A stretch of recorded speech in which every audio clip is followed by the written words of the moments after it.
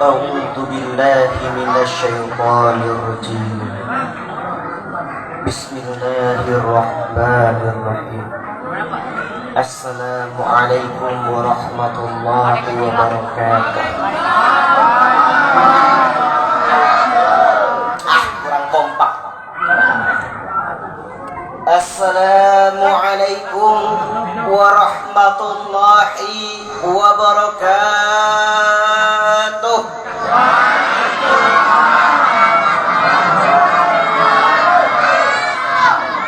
Yang di samping gak kedengeran.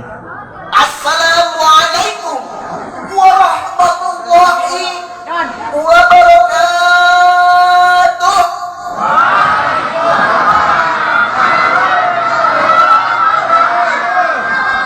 Alhamdulillah. Alhamdulillah tatimu shalihat wa bi taufiqihi tatanazzalul ghayat wa bi fadlihi tatanazzalul khairat. Salatu wassalamu ala asrafil anbiya'i wal mursalin wa ala alihi wa sahbihi ajma'in, amma ba'du. Qala Allah Ta'ala fil Qur'anil Karim ba'da a'udzu billahi minasyaitonir rajim. Bismillahirrahmanirrahim. Ya ayyuhalladzina amanu taqullaha haqqa tuqatih wa la tamutunna illa wa antum muslimun. Shadaqallahul azim wa sadaqa rasulul karim wa nahnu ala dzalika wa syahidin wa syakirin walhamdulillahi rabbil alamin.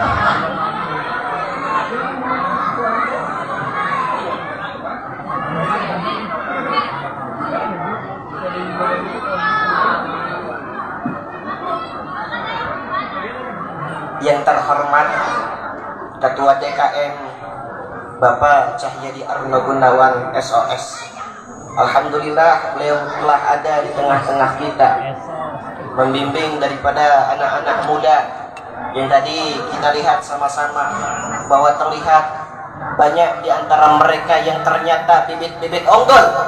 Mereka mentalnya mental baja. Banyak dari mereka yang berani ketika nanti di masa depan di mata mereka menentang daripada kezaliman. Amin ya Allah ya Rabbal alamin. Yang terhormat Ketua Irmus Nandi Berlian Pratama, yang terhormat pula Ketua Pelaksana Saudari Maisha Ayu Putri, yang terhormat para hadirin hadirah, nggak lupa kepada para tokoh, para alim ulama, para ustadz, para ustazah, para kiai, para masyayikh, dan juga para masyarakat, para tokoh masyarakat setempat yang telah hadir membersamai acara kita pada malam hari ini. Alhamdulillahirabbil alamin. Hadirin rahimakallah. Alhamdulillah kita bisa bertatap muka, bermuajahah bersama. Allah menghimpun kita bersama, mengizinkan kita duduk di tempat yang Allah rahmati tempat, dan Allah rahmati pula orang-orang yang ada di dalamnya. Amin ya Allah ya Rabbal alamin. Maka dari itu jangan lupa kita harus senantiasa bersyukur. Kenapa? Toh Nabi kita, baginda Nabi kita, Nabi Nal Huda, Nabi Nal Mustafa, Nabi Muhammad sallallahu alaihi wasallam bersabda, ni'matani maghbunuhina kasirun minan nasi asihatu wal farq. Ternyata Nabi Muhammad SAW bersabda, ada dua nikmat yang sering dilupakan oleh kebanyakan manusia. Nikmat apa itu? Yang pertama adalah nikmat sehat, yang kedua adalah nikmat waktu luang. Pak, kira-kira kalau misalnya kita sehat, kita nggak sempet Bisa nggak kita hadir di sini? Nggak bisa. Kita sempat, tapi nggak sehat. Banter kita ada di rumah, tidur, istirahat. Banter nggak ada di rumah, di mana? Di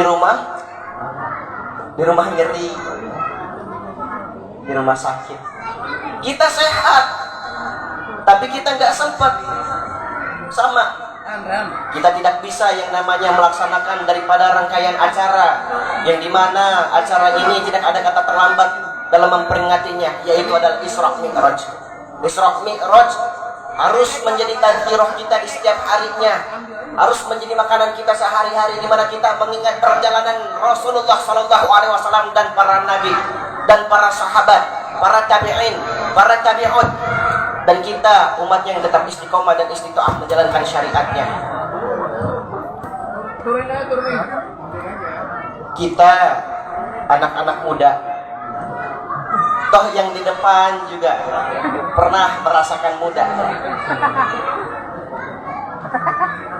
Kita hidup di zaman ini, artinya kita harus perlu banyak eling.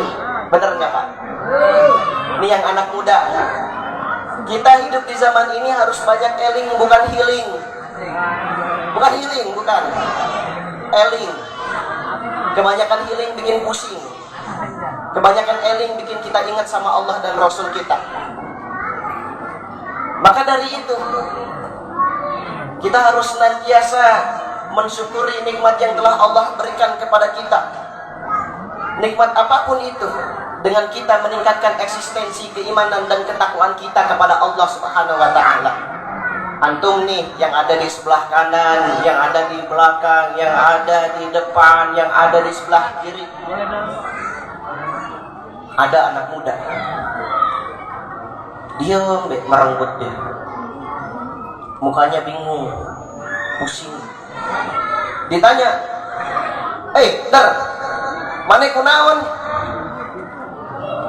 Pusing deh, kurang, galau. Nah galau, dicuekan ke doi, aduh, mana masih muda. Di chat, dibalas nalila, singkat-singkat deh, bisa hancur dunia sila. Ripuh etik. Ya galau antum pemuda nih ya berkelas sedikit. Antum pemuda galau naik tingkatan. Bukan galauin ayang, tapi apa? Ada anak muda, dia diam di pojokan malam-malam. Ditanya, "Ceng, kunaon?" Ripuh orang bingung. Ngapalkeun Yasin can apal-apal. Geus sabaraha poe ngapalkeun Yasin? Sabulan. Eta sabulan ngapalkeun Yasin can apa? Tapi di situ apa bagusnya? Dia ngerenung, nginget dosa dia. Akhirnya timbul perasaan, ya Allah, aya dosa naon ieu urang. Meningkat hese ngapalkeun Quran. Akhirnya dia istighfar. Dia menghisap diri dia atas dosa yang telah ia lakukan walaupun sembari menghisap udud. Betul? Yang udud berkelas, jangan cuma ngabisin duit. Antum misal udah kerja, it's okay kalau misalnya antum udah diizinin sama orang tua. Yang gak diizinin jangan. Tapi apa? Antum sambil memikirkan kehidupan, bagaimana caranya antum bisa Allah ridhoi, bisa dimana Allah meridhoi orang tua antum. Antum dan orang tua antum masuk surga bersama-sama. Amin ya Allah ya Rabbal Alamin. Itu baru pemuda. Tapi lihat di akhirnya. Akhirnya si pemuda ini gimana? Akhirnya dia ngambil wudu. Dia sholat taubat. Dia istighfar, dia minta ampun sama Allah. Ini baru pemuda. Jempol dua, jempol lengan hiji, jempol subuh hiji. Ini masih pembukaan, santai, kalem. Jangan lupa pula kepada Nabi kita yang telah memperjuangkan Islam dari zaman jahiliyah hingga Islam bisa kini kita rasakan sampai sekarang. Alhamdulillah. Yaitu baginda Nabi kita, Nabi Al-Huda, Nabi Muhammad, Nabi Al-Mustafa, Nabi Muhammad sallallahu alaihi. Allahumma sholli wa sallim wa barik alaihi. Semoga tetap tercurahkan pula kepada kita selaku umatnya yang tetap istiqomah dan istitoah menjalankan syariatnya. Amin ya Allah ya Rabbal alamin. Ikhwah fillah rahimakallah.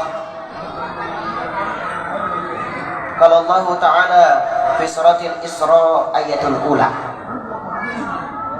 Allah berfirman di dalam Quran surat Al-Isra ayat pertama, Subhanalladzi asra bi 'abdihi lailan minal masjidil harami ilal masjidil aqsa alladzi barakna haulahu linuriyahu min ayatina innahu huwas samiul basir. Kita lihat Allah memulai kalamnya di dalam Quran surat Al-Isra ayat pertama dengan kalimat Subhana, Maha suci. Siapa? Alladzi asra bi 'abdihi, yang telah memperjalankan hambanya. Allah memperjalankan hambanya Nabi Muhammad. Allahumma sholli wa sallim wa barik alaihi. Pemuda, mana suaranya?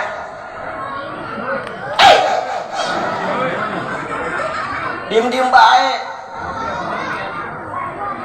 Kapan Nabi Muhammad diperjalankan? Ketika Isra Mi'raj. Jawabannya ada di kalimat selanjutnya, lailan, malam hari. Lailan dinasabkan karena zarf, mengartikan bahwa Nabi Muhammad Isra, Allah perjalankan di malam hari. Dan perjalanan yang dilaksanakan oleh Nabi Muhammad itu dengan waktu yang sedikit, dengan waktu yang sebentar. Minal masjidil harami ilal masjidil aqsa, dari masjidil haram ke masjidil aqsa. Alladzi barakna haulahu, yang telah kami berkahi sekelilingnya. Oh iya, masjidil aqsa, negerinya para nabi. Banyak para nabi yang berasal dari masjidil aqsa.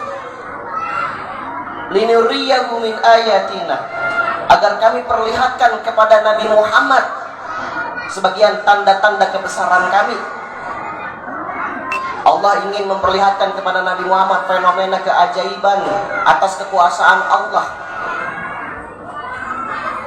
di mana di dalam kitab tafsir Jalalain antara lain fenomena keajaiban yang Nabi lewati adalah sedari Nabi Muhammad Allah datangkan buruk bersama malaikat Jibril ke Masjidil Haram. Nabi Muhammad bertemu dengan para nabi. Setelah itu Allah mi'rajkan Nabi Muhammad ila sidratil muntaha, ke sidratul muntaha. Lalu apa? Nabi Muhammad ketika dimi'rajkan, Nabi Muhammad melihat alam malakut, alam malaikat. Lalu Nabi Muhammad melewati pintu-pintu langit. Imam Hakim berkata di dalam kitab Mustadrak, meriwayatkan dari Ibnu Abbas bahwa Nabi Muhammad SAW bersabda, aku melihat Rabbku Azza wa Jalla ketika Allah mi'rajkan Nabi Muhammad ke Sidratul Muntaha. Letak Sidratul Muntaha itu bukan di langit ketujuh, bukan. Letak Sidratul Muntaha itu adalah setelah langit ketujuh. Letak Sidratul Muntaha. Apa yang Nabi dapatkan? Perintah sholat. Awalnya Nabi Muhammad mendapatkan perintah sholat selama 50 waktu dalam sehari. Tapi kita melaksanakan sholat sehari 5 waktu. Kenapa Pak? Kenapa?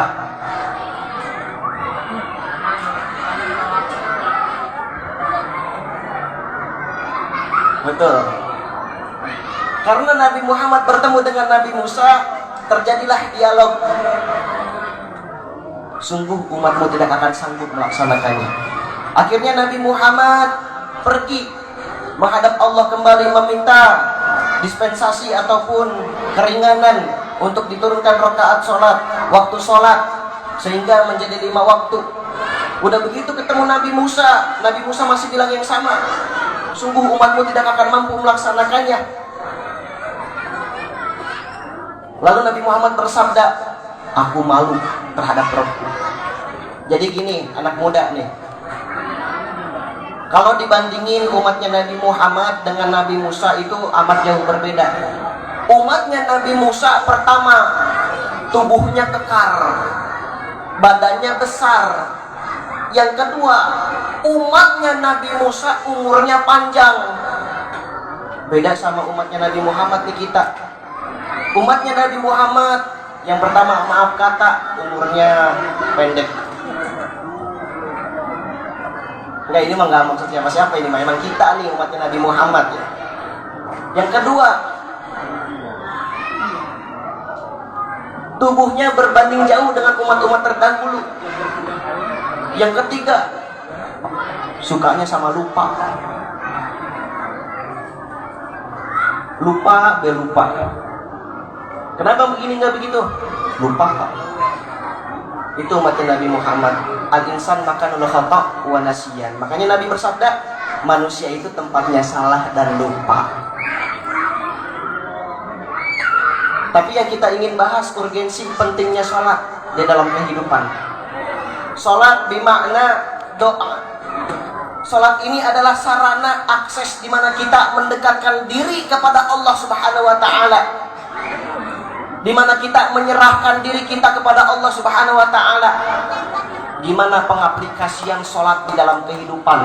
Apakah kita telah mengaplikasikan sholat di dalam kehidupan atau hanya menggugurkan kewajiban sholat sebagai perintah Allah? Bahwasanya pengaplikasian di dalam kehidupan ketika kita sholat, kita isya, kita ada masalah, kita ngadu sama Allah. Setelah kita sholat, kita minta ampun sama Allah, barangkali ada dosa di hari yang telah kita lalui. Di malam hari kita tidur, bangun tahajud, kita menunggu azan salat subuh. Salat subuh kita, setelah salat subuh, sebelum kita melakukan aktivitas, kita minta sama Allah, ya Allah, permudah langkahku. Allahumma inna nas'aluka. Aku memohon pertolongan kepada Engkau. Kita mohon kepada Allah supaya diberikan kelapangan, kelebihan rezeki, umur yang panjang dan yang lain-lain. Kita ini manusia punya banyak kebutuhan. Kadang di pertengahan jalan kita nemu masalah. Kita ketemu lohor di siang hari, azan kita sholat, kita punya masalah, kita aduin sama Allah yang punya masalah. Kita curhatin kepada Allah yang telah menciptakan kita. Asar begitu juga sama. Maghrib jangan lupa begitu lagi. Kita curhat sama Allah. Ya Allah, betapa berat ujian yang Kau berikan. Ya Allah, telah tersakiti hamba-Mu oleh si fulan. Baru di isya-nya kita nggak lupa, kita minta ampun sama Allah dan kita maafkan orang-orang yang pernah berbuat salah kepada kita. Ikhlas hati kita, ridho hati kita. Karena apa? Karena ridho Allah dan karunia Allah lah semata yang kita cari. Kenapa Pak? Kenapa nih anak muda? Kenapa harus begini? Kita ini makhluk yang lemah. La haula wala quwata illa billah. Tidak ada daya dan upaya, wala quwata, tidak ada kekuatan illa billah, melainkan hanya milik Allah. Makna dari la haula wala quwata illa billah adalah tidak ada kita. Kita tidak ada, melainkan atas izin Allah yang telah mengadakan kita, menciptakan kita di dunia ini. Allah menciptakan kita dari ketiadaan menjadi ada hanya karena izin Allah Subhanahu wa taala. La haula wala quwata illa billah. Ini makna dari la haula wala quwata illa billah. Tapi coba kita lihat fenomena di zaman sekarang. Pak, Bu, Ibu, Bu, itu kedengaran suaranya. Kita lihat fenomena di zaman sekarang. Ternyata ada hamba Allah yang dia lupa. Dia berbangga diri atas dirinya. Dia lupa anggota tubuhnya dari siapa. Dia lupa bahwa dia akan mati. Dia lupa dia akan kembali kemana. Dia lupa dia dari mana. Dia berbangga atas dirinya sendiri. Dia berbangga akan ketampanannya. Dia berbangga akan kecantikannya. Nauzubillahi min dzalik. Mau kita sombong sama Allah? Mau kita lupa sama Allah yang telah menciptakan kita? Allah udah ngasih kita hidup, nyawa dibuatin, nyawa dikasih, anggota tubuh dibuatin sama Allah. Allah kasih kepada kita sampai anggota tubuh bisa kita rasakan dan kita bisa rasakan manfaatnya di dalam kehidupan sehari-hari. Malaikat Jibril pernah pesan ke Nabi Muhammad, "Ish masyita fa innaka maut." Hiduplah sesuka engkau, fa innaka maut. Ingat, sesungguhnya engkau akan mati. Andai malaikat Jibril berkata kepada kita, "Ish masyitum fa innakum maut." Hiduplah sesuka kalian, maka ingat kalian akan mati. Apakah kita ingin ketika kita mati kita dalam keadaan sombong kepada Allah? Apakah kita ingin ketika kita mati ternyata kita berada dalam keadaan suudzon kepada Allah? Kita mati dalam keadaan kita lupa kepada Allah bahwa Allah lah yang menciptakan kita. Kita akan kembali kepada Allah. Inna lillahi wa inna ilaihi raji'un. Makanya apa? Salat. Kenapa salat? Antum salat nih, anak muda, 5 waktu. Ketika antum sholat, antum kan masih muda, antum sholat, Allahu Akbar. Ingat, Allah doang yang paling besar. Di sini, di tempat ini banyak orang-orang yang memiliki kebutuhan, banyak orang-orang yang memiliki keperluan, kepentingan, banyak orang-orang yang memiliki cita-cita, impian. Yang udah nikah punya ayang, yang udah punya ayang halal, dia udah punya yang namanya dedek, momongan, dia punya kebutuhan keluarga, butuh ini, butuh itu. Tapi apa? Satu-satunya tujuan kita adalah Allah Subhanahu wa Ta'ala.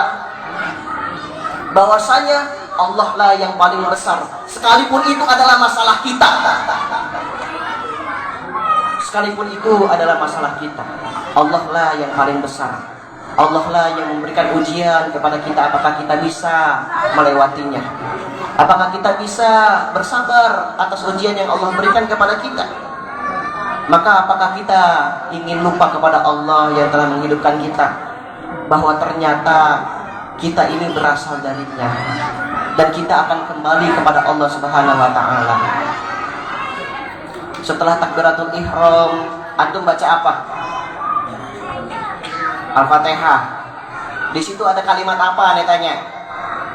Iyyaka na'budu wa iyyaka nasta'in. Kepada Engkaulah kami beribadah, kepada Engkaulah kami memohon pertolongan. Minta tolong dulu, ibadah dulu. Betul, ibadah dulu, baru mohon tolong sama Allah. Tapi kita nih, anak muda, perlu nggak kita Isra Mi'raj? Mengisra Mi'rajkan diri kita sendiri. Kenapa Ustaz? Padahal toh ternyata Allah saja yang mampu mengisra Mi'rajkan hambanya Nabi kita Nabi Muhammad. Bagaimana caranya kita Isra Mi'raj? Nih, kita Isra, kita berjalan dari rumah kita ke tempat ibadah. Isra, berjalan dari rumah ke tempat ibadah. Antum ke musola, antum ke masjid, antum ibadah, antum Mi'raj. Mi'raj bermakna aroja, naik tingkatan. Antum lepas dunia, antum tinggalkan dunia. Dunia itu apa? Dana, artinya rendah. Antum naik tingkatan. Antum takbir Allahu Akbar melepas dunia. Antum satukan gerakan antum, hati antum, pikiran antum hanya untuk Allah Subhanahu wa Ta'ala. Antum serahkan urusan antum kepada Allah Subhanahu wa Ta'ala. Itu Isra Mi'rajnya kita. Dengan kita khusyuk dan tumaninah mengingat Allah Subhanahu wa Ta'ala 5 waktu. Komplit nggak 5 waktunya? Pemuda mah sholatnya di musola, masjid, bukan di rumah. Kalau misalnya di zaman Nabi ada orang yang ketahuan dia sholat di rumah, padahal dia bujang, dia belum nikah. Apa yang Nabi katakan? Aku akan kumpulkan pemuda Mekah untuk membakar rumahnya. Itu kalau di zaman Nabi. Beda di zaman sekarang. Makanya daripada kita yang namanya melalaikan waktu kita, meninggalkan waktu kita yang bermanfaat, yang harusnya kita isi waktu kita dengan ibadah, isi waktu kita dengan zikir kepada Allah, mendekatkan diri kepada Allah, itu lebih baik daripada kita yang namanya menyia-nyiakan masa muda. Betul Pak? Itu betul. Karena apa? Allah berfirman di dalam Quran surat Az-Zariyat ayat 56, "Wa ma khalaqtul jinna wal insa illa liya'budun." Ternyata Allah semata-mata tidak menciptakan jin dan manusia melainkan hanya untuk beribadah kepada Allah. Allah menciptakan jin dan manusia hanya untuk beribadah kepada Allah. Quran surat berapa? Oleh-oleh dari Ani Az-Zariyat ayat 56. Bahwa poin penting Allah menciptakan kita adalah untuk beribadah kepadanya, bukan untuk bermain-main. Bahwasanya main-main itu adalah kesenangan di dunia. Dzalikal mata'ul hayatid dunya. Ya, dunia mah emang begitu. Dunia mah emang manis banget, sampai kita terlena, sampai kita ternyata lupa waktu. HP-nya miring. Ngapain? Push rengkat. Bentar lagi meeting, ntar abis master baru ada ngajian. Tapi harus gimana? Kita bersama-sama sholat berjamaah, kita penuhi rumah-rumah Allah. Sama-sama kita penuhi rumah-rumah Allah, masjid, musola. Gak lupa kita ikut ke tempat majalisul ilmu, tempat majelis-majelis ilmu. Majelis-majelis ilmu itu adalah taman-taman surga. Ini yang harusnya menjadi poin penting daripada generasi milenial remaja Islam. Generasi milenial yang berjiwa Islam. Namun yang kita lihat, setelah saya tilik di dalam Quran surah Maryam ayat 59, Pak, Allah berfirman, "Fa khalafa min ba'dihim khalfun adha'us shalah wattaba'us syahawat fasawfa yalqauna ghayyan." Allah berfirman apa? "Fa khalafa min ba'dihim khalfun adha'us shalah." Kami gulirkan generasi setelah mereka dengan generasi yang suka meninggalkan salat dan mereka cenderung mengikuti keinginan hawa nafsunya. Fasawfa yalqauna ghayyan, mereka menemui jalan kesesatan. Kata siapa? Kata Allah Subhanahu wa taala dalam Quran surat Maryam ayat 59. Kerasa enggak? Kerasa enggak kalau ternyata itu ada di zaman kita? Kalau ternyata Allah telah menggulirkan generasi di mana generasinya suka meninggalkan sholat, bukan karena Allah memberikan rasa kepada hatinya suka meninggalkan sholat, tapi karena apa? Karena hatinya sendiri yang suka meninggalkan sholat dan mereka cenderung mengikuti hawa nafsunya. Antum pernah nggak dengar emak kita nih, kita pernah nggak dapat bahasa dari emak kita? Ibu dan HP, bejeng HP. Ibu pernah bilang begitu ke anak? Sering ada yang bilang. Ini benar Bu. Jadi Pak, jadi zaman sekarang kalau misalnya ibu bilang ini anak HP, BHP, benar. Karena kenapa? Ini bocah kayaknya nafsu sama HP. HP-nya pada miring, bahkan nauzubillah, maaf kata, ada anak yang nafsu, kalau nafsu dia lihat kemana? Ke HP. Lihat ke HP. Paham maksudnya Nek? Tapi di sini mah nggak ada, insya Allah. Udah Ane doain lepas daripada itu. Amin ya Allah ya Rabbal Alamin. Harusnya gimana pemuda, generasi milenial yang berjiwa Islam itu? Kita tilik Quran surat Al-Fat ayat 29. Allah berfirman di dalam firman-Nya, A'udzubillahi minasyaitonirrajim, bismillahirrahmanirrahim. Muhammadur Rasulullah walladzina ma'ahu asyidda'u 'alal kuffar ruhama'u bainahum simahum fi wujuhihim min asari sujud. Tarohum ruka'an sujada yabtaguna fadlan minallahi wa ridwana. Dzalika masaluhum fil Taurat wa masaluhum fil Injil. Kazar'in akhraja syat'ahu fa'ajarahu fastaghlada fastawa 'ala suqi yu'jibu jurra'a liyaghidha bihimul kuffar. Allah berfirman, Muhammad adalah utusan Allah. Allah menegaskan bahwa Nabi kita ini adalah Rasul, penyampai risalah, penyampai perintah dan larangan, penyampai Al-Quran. Dan orang-orang yang bersamanya, orang-orang yang bersama Nabi, yaitu para sahabat, adalah mereka yang keras terhadap orang-orang kafir. Maksudnya apa? Jangan salah arti. Keras terhadap orang-orang kafir maksudnya mereka ini adalah orang-orang yang memiliki prinsip akidah yang lurus, tauhidnya murni, bukan akidah gado-gado. Tapi apa? Islam minded. Kan nyambung tuh. Bukan Islam adat, bukan. Tapi Islam minded. Yang kedua, ruhama ubainahum. Mereka saling berkasih sayang kepada sesama mereka. Mereka sesama mereka saling berkasih sayang, sesama manusia. Lalu yang muslim dengan yang muslim saling berkasih sayang. Mereka memiliki prinsip toleransi di dalam fikih.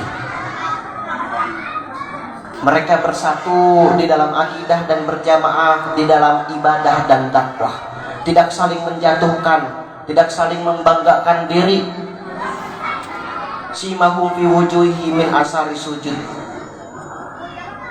Terlihat di wajah mereka tanda-tanda bekas sholat. Mereka ini ahlu sholat, orang yang sholatnya lebih banyak daripada kita, orang sholatnya yang lebih semangat daripada kita.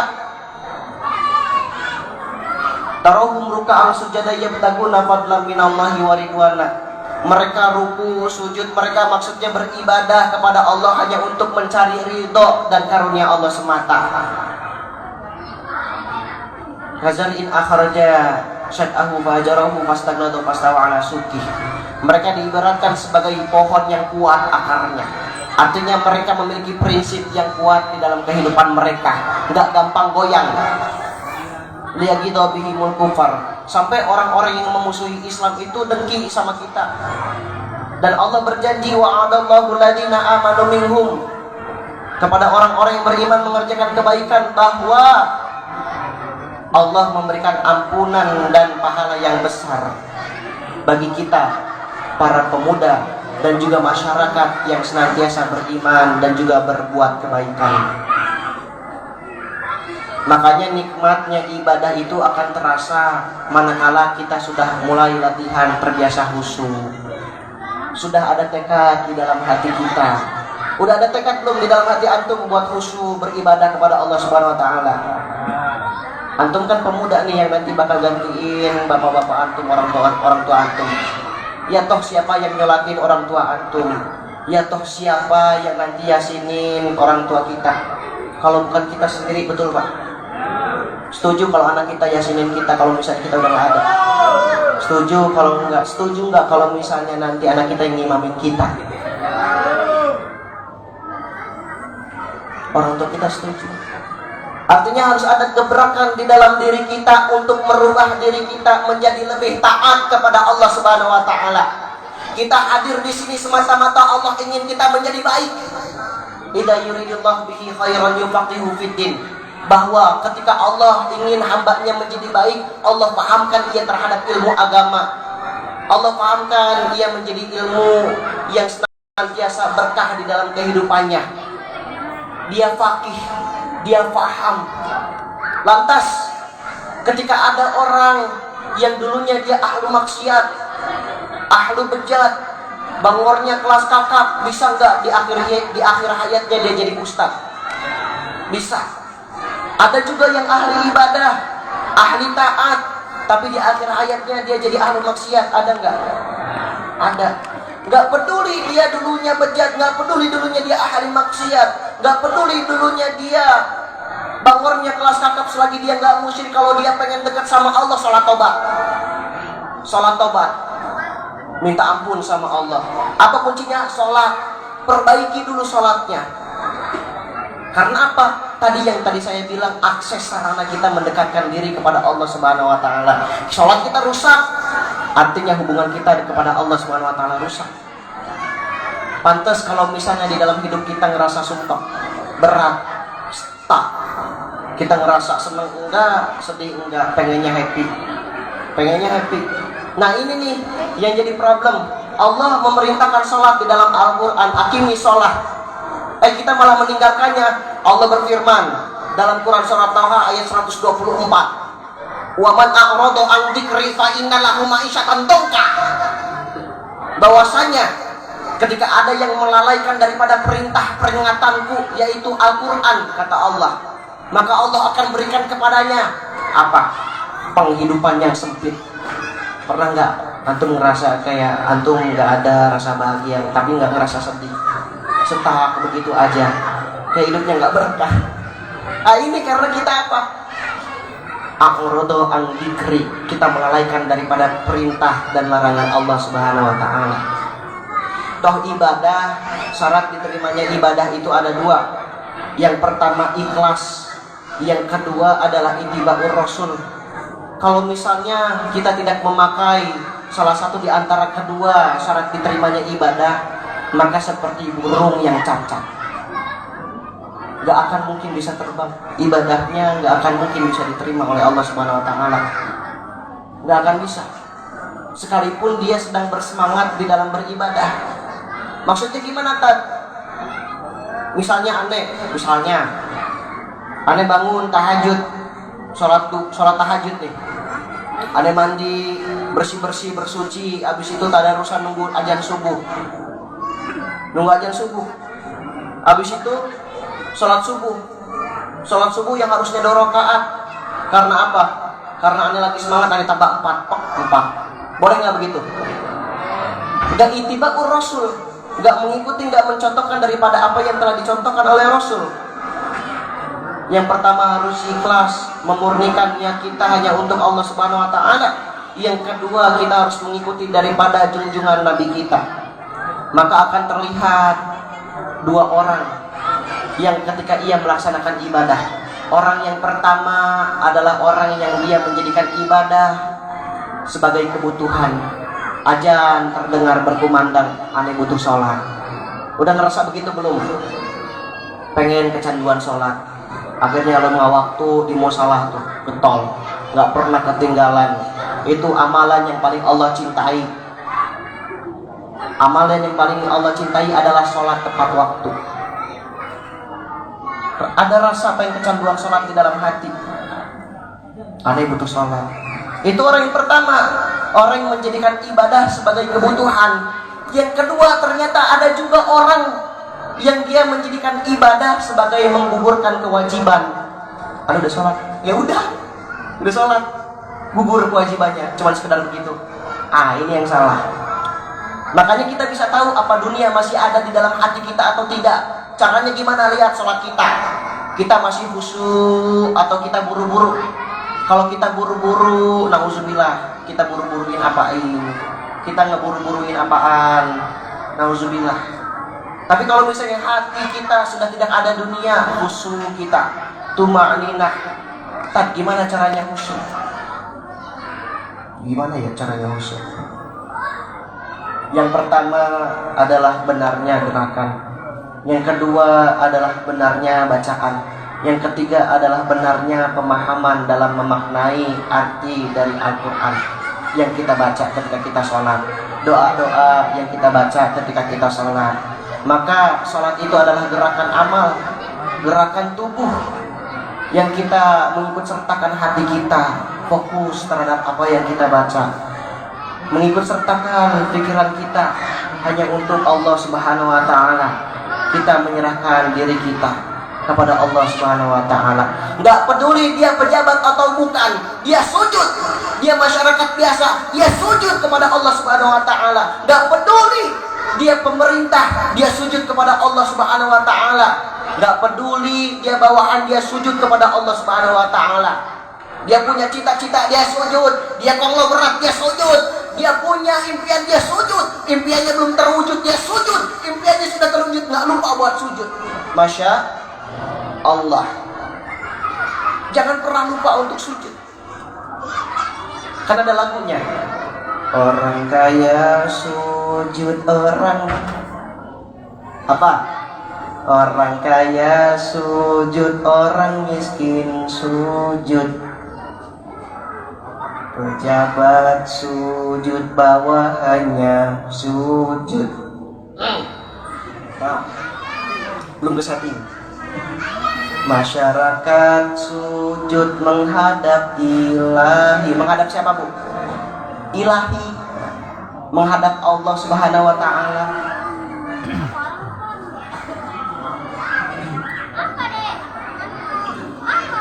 Menghadap Allah Subhanahu wa ta'ala. Lalu apakah kita sudah melaksanakan daripada perintah dan titah Allah Subhanahu wa ta'ala yang Allah perintahkan kepada kita? Hablum minallah wa hablum minannas. Kita memperbaiki hablum minallah. Hubungan kita kepada Allah adalah dengan kita memperbaiki hati, pikiran, dan amal tubuh kita. Hanya untuk melakukan kebaikan, hanya untuk melakukan ibadah, hanya untuk siapa? Hanya untuk Allah Subhanahu wa ta'ala. Kalau hablum minallahnya sudah mantap, sudah bagus, sudah top, maka terlihat di dalam kehidupannya hablum minannasnya, Masya Allah, baik banget, berbudi pekerti.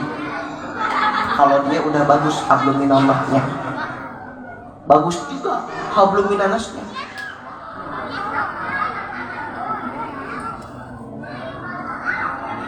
Kita ini generasi milenial berjiwa Islam, hidup di zaman teknologi canggih, tapi maaf kita memiliki krisis. Apa krisis kita? Kita hidup di zaman teknologi canggih, tapi miskin adab. Banyak pemuda-pemuda di luar sana yang mereka belum yang namanya memahamkan daripada ayat-ayat Allah. Tugas kita untuk mengajak mereka, memahamkan mereka, mendekatkan saudara-saudara kita untuk yang namanya mendekatkan diri kepada Allah Subhanahu wa ta'ala. Pemuda, pemuda, yang pemuda harusnya berperan, ini malah baperan. Pemuda itu berperan, bukan baperan. Pemuda yang harusnya berperan, harusnya memperankan, nanti kelak dia bakal jadi kiai, mulai dia menata diri, mulai pakaiannya dirubah, memantaskan diri. Pemuda yang nantinya pengen jadi hakim, bawa-bawa palu, nggak juga, nggak begitu. Pemuda yang nanti di masa depannya pengen jadi guru, mulai memantaskan diri, berperan. Kita kalau misalnya masih baperan, susah hidup kita, udah kayak gengsi, nggak hidup. Ayo be, sakit hati. Ayo be, galau, sad boy. Laki-laki sedih. Kalau cewek, sad girl.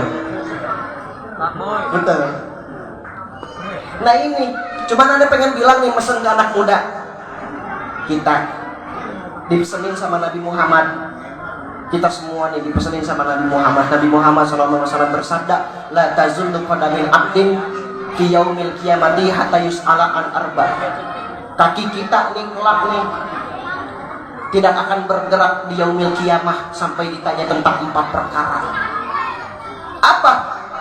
Yang pertama, an amalihi, tentang amalnya, dia laksanakan gak perintah Allah. Toh ternyata kita banyak mainnya di dunia. Kita melaksanakan gak sunah-sunah Nabi Muhammad SAW. Kita akan ditanya tentang amal kita hanya untuk apa? Apakah kita berbuat amal kebaikan atau amal keburukan? Lalu yang kedua, an ilmihi, tentang ilmunya. Apa ilmunya dia amalkan atau tidak? Karena orang yang berilmu pun mendapat kecaman dari Allah Subhanahu wa ta'ala. Orang yang berilmu tapi dia tidak mengamalkan dari apa yang dia dapatkan, yu'ta birajulin yaumil qiyamah. Didatangkan di hari kiamat seorang anak muda Allah campakkan dia ke dalam api neraka sampai tercerai burai apa yang ada di dalam perutnya. Apa yang ada di dalam perut? Usus. Fayaduru biha kama himaru biroha. Setelah tercerai burai ususnya, dia mengelilingi ususnya seperti keledai yang mengelilingi gilingan. Sampai penghuni neraka bertanya kepadanya, "Malaka? Apa yang terjadi kepadamu? Bukankah kamu di dunia dulu menyuruh kepada kebaikan? Bukankah kamu di dunia dulu mencegah daripada yang mungkar? Bukankah kamu di dunia dulu menyuruh kepada kebaikan dan mencegah daripada yang mungkar?" Si laki-laki ini bilang, si anak muda ini bilang, anak muda Pak di hadisnya, konteksnya di hadisnya anak muda. Si laki-laki ini bilang, "Iya, aku menyuruh manusia berbuat kebaikan dan mencegah daripada yang mungkar, tapi aku tidak melaksanakannya sendiri. Aku sendiri tidak melaksanakannya." Ini harus hati-hati. Kita nih anak muda yang ngerasa pintar, sampai ilmunya, jangan sampai dipendam, terbejamur. Lalu setelah an ilmihi an jasadihi, tentang jasadnya. Kita ini banyak makan dari makan yang haram atau halal. Ingat, makanan yang kita makan ini bakal tumbuh jadi kuku. Makanan yang kita makan ini bakal tumbuh jadi rambut, jadi daging, jadi sel di dalam tubuh kita, jadi darah, sampai kita yang tadinya orok sampai bisa segede sekarang. Maka ini nanti akan dipertanyakan sama Allah Subhanahu wa taala di yaumil akhir. Lalu setelah itu apa? An jasadihi, an amalihi, an ilmihi, an malihi. Tentang hartanya. Ini antum kan anak muda nih, pasti ada yang udah pernah yang namanya inisiatif buat nyari duit biar nggak terlalu banget ngebebanin orang tua. Hati-hati, kita bakal ditanya tentang harta kita nanti sama Allah. Kita dapatkan harta kita dari cara yang halal atau yang haram. Nanti Allah akan mempertanyakan itu semua di hadapan kita. Sampai selesai 4 perkara ditanyakan, baru kita bisa menggerakkan kaki kita. Tapi jangan risau, jangan takut. Toh kita di dalam kehidupan kita merasa sulit, kita merasa susah. Jangan pernah mengeluh, karena di yaumil akhir ada yang namanya hari mengandai-ngandai. Apa hari mengandai-ngandai? Orang yang mengandai-ngandai di hari kiamat. Bukan di hari kiamat, di yaumul mahsyar. Di yaumul mahsyar, di padang mahsyar, di hari itu adalah hari mengandai-ngandai. Yang hidupnya susah, ketika dia di yaumil kiamah, dia mengandai-ngandai, ya Allah, andai hidup aneh lebih susah daripada di dunia, daripada yang pernah aneh rasain ketika pas aneh masih ada di dunia. Kenapa? Ternyata setelah kita tahu bahwasanya Allah memberikan surga menurut kadar sabar kita, Allah memberikan surga menurut kadar ujian kita. Siapa yang paling sabar paling tinggi surganya. Siapa yang dia mengeluh maka gugurlah pahalanya. Siapa yang dia senantiasa mendekatkan dirinya kepada Allah, dia berjuang untuk yang namanya berhijrah, dia berjuang untuk yang namanya melepas kenikmatan dunia, dan dia berjuang hanya untuk menghadap Allah Subhanahu wa taala, mempersiapkan bekal, dialah yang paling tinggi surganya. Sabar atas ujian yang telah Allah berikan. Yang lebih berat lagi Allah kasih kita naik tingkatan lagi, kita dapat hikmah, kita dapat pelajaran. Jadilah kita orang-orang yang didewasakan oleh kondisi. Siapa yang memberikan ujian itu adalah Allah Subhanahu wa taala. Masya Allah. Toh kita nggak pernah tahu apa yang menyebabkan kita masuk surga. Sholat adalah kewajiban kita sebagai hamba, kewajiban kita sebagai hamba Allah. Tapi apa? Bukan berarti kita masuk surga karena sholat. Enggak. Semata-mata kita masuk surga karena rahmat Allah Subhanahu wa taala. Karena rahmat Allah Subhanahu wa taala, Allah kasih rahmat kepada kita. Kalau misalnya Allah kasih kesesatan, bisa kita masuk surga? Nggak bisa. Justru yang ada apa? Kita malah jalan kiri, ngambil jalur kiri, jalur neraka. Tapi apa? Kullu ummati yadkhulunal jannah illa man aba. Pesan dari Nabi kita nih, subhanallah. Nabi Muhammad bersabda, kullu ummati yadkhulunal jannah illa man aba. Tiap-tiap umatku akan masuk surga. Itu kata Nabi itu. Tiap-tiap umatku, semua umatku pasti bakal masuk surga, kecuali yang nggak mau, illa man aba.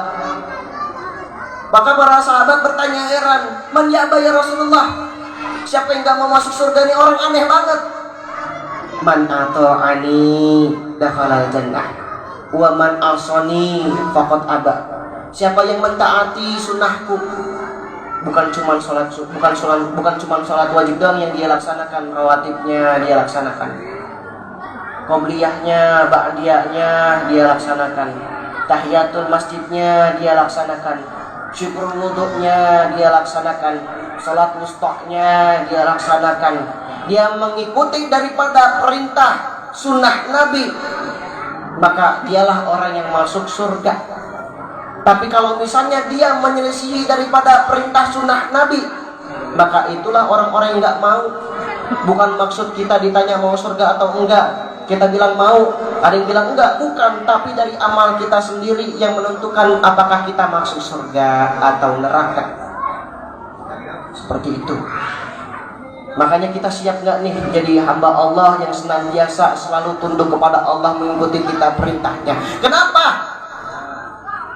Posisinya kalau misalnya ada orang yang berbuat kemaksiatan, Allah kasih bencana, imbasnya bukan ente doang, semuanya Allah kasih imbasnya, bala bencananya, puting beliung, nggak cuma rumah ente doang, enggak. Tapi apa, satu kampung. Karena apa? Karena kemaksiatan kita, Allah muak sama kita, Allah kasih bencana, bala tentaranya, tsunami Allah datangkan. Kenapa? Banyak yang melenceng daripada perintah Allah Subhanahu wa taala. Na'udzubillah.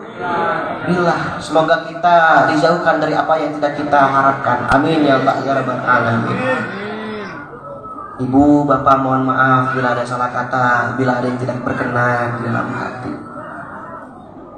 Seputar dari keilmuan yang saya sampaikan tidak keluar daripada tafsir Jalalain, tafsir Quran bil Quran, Quran bil hadis, Quran bil qaul, dan juga tafsir penerapan, dan juga hadis-hadis Nabi Muhammad yang sahih. Ya, semoga bisa kita ambil manfaat dan kebaikannya sama-sama. Amin ya Allah ya rabbal alamin. Maka kita doakan kampung ini menjadi kampung yang thayyiban mubarak, yang baik dan yang berkah. Amin ya Allah ya rabbal alamin. Pemuda-pemudanya yang senantiasa melaksanakan perintah Allah Subhanahu wa taala top markotop, yang dia senantiasa menjadi benteng terdepan gardu Islam. Amin ya Allah ya rabbal alamin. Di mana nanti ketika ada kezaliman, dialah yang siap daripada menyongsong melawan kezaliman tersebut. Karena apa? Menyelamatkan warga kita, menyelamatkan generasi kita. Kita nggak mau punya generasi yang rusak. Kita maunya generasi yang hanif. Kita maunya punya generasi yang soleh. Kita mau punya generasi yang saling selamat. Makanya dengan apa? Dengan berusaha, dengan berjuang, salah satunya mendekatkan diri kepada Allah. Lalu apa? Kita hadiri majelis-majelis ilmu. Kita hormati orang tua kita. Jangan pernah durhaka, karena kita semasa kecil kita ingat diajarkan sholat oleh siapa. Toh walaupun Nabi diperintahkan sholat bukan ketika Nabi di waktu masa anak-anak, enggak. Tapi setelah Nabi menjadi Nabi, Nabi menjadi Rasul, Allah mi'rajkan. Tapi di zaman sekarang alhamdulillahnya orang tua kita baik banget sama kita. Orang tua kita udah ngajarin kita sholat. Orang tua kita udah ngajarin kita ngapalin Al-Fatihah, ngajarin ayat-ayat yang namanya ayat-ayat pendek, juz amma. Kita mengucapkan terima kasih kepada guru-guru kita. Jangan lupa kita tambahkan ihtiram kita kepada mereka. Kita ingat jasa-jasanya. Jangan pernah meninggalkan mereka. Karena kenapa? Karena tanpa mereka, man ana, siapalah aku. Betul? Betul. Hadanallah ajma'in, wabillahi taufiq wal hidayah.